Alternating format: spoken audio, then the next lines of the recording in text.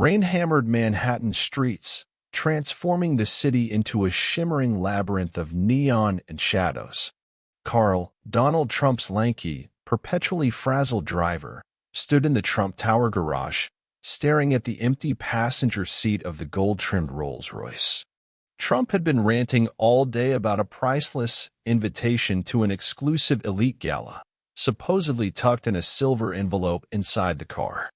Carl had checked every inch, under the seats, in the glove compartment, even behind the custom leather headrests.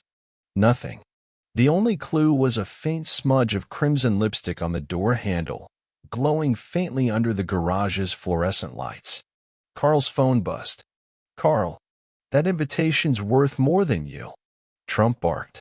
"It's my ticket to the elite gala. World leaders, billionaires, secrets. Find it, or you're fired." Trump's voice trembled with urgency, hinting at stakes beyond a fancy party. What was so special about this invitation? Wiping sweat from his brow, Carl knew he was in for a long night. The lipstick smudge was his only lead.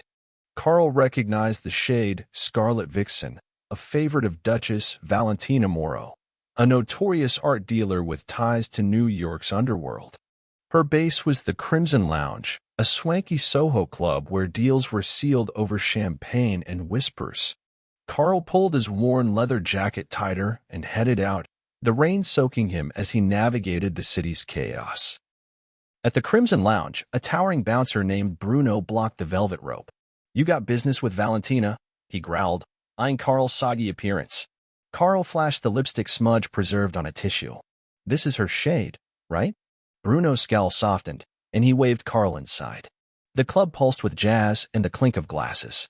Valentina sat in a corner booth, her crimson dress matching her lips, a diamond choker glinting at her throat. "Trump's driver," she purred, sizing him up. "I heard about the invitation. I don't have it, but I know who does. Care to make a deal?" Valentina's price was steep. Her rival, Iron Marco Vega, a smuggler operating from a Chinatown warehouse, had a jade statue she coveted.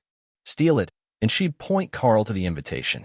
Carl hesitated. Marco was known for his paranoia and armed guards, but Trump's threat echoed in his mind. He nodded, and Valentina slipped him a map to Marco's hideout. The Chinatown warehouse loomed like a fortress, its windows blacked out. Carl sneaked in through a loading dock, heart pounding as he dodged security cameras. Inside, the air smelled of oil and incense. The jade statue, a dragon coiled around a pearl, sat on a pedestal in Marco's office, rigged with laser alarms.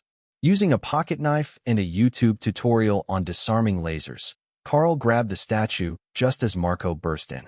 A wiry man with a steel gaze, Marco sneered. "Trump's errand boy? That invitation's with me. Want it? Beat me at dice." Carl, no gambler, felt his stomach drop. Marco's dice game was legendary, rumored to be rigged. They sat at a crate, the statue between them. Marco rolled first, grinning as the dice landed in his favor. Carl, sweating, whispered a prayer and rolled. Miraculously, the dice fell his way. Marco's shocked face confirmed it was no trick. "Fine," Marco spat. "The invitation's in a junkyard on the East River, with my guy, Sledge Tony." The junkyard was a maze of rusted cars and twisted metal, lit only by a flickering street lamp. Carl spotted the silver envelope atop a crushed Cadillac, but Sledge Tony, a mountain of a man with a sledgehammer tattoo, stood guard. "You want it? Arm wrestle me," Tony rumbled.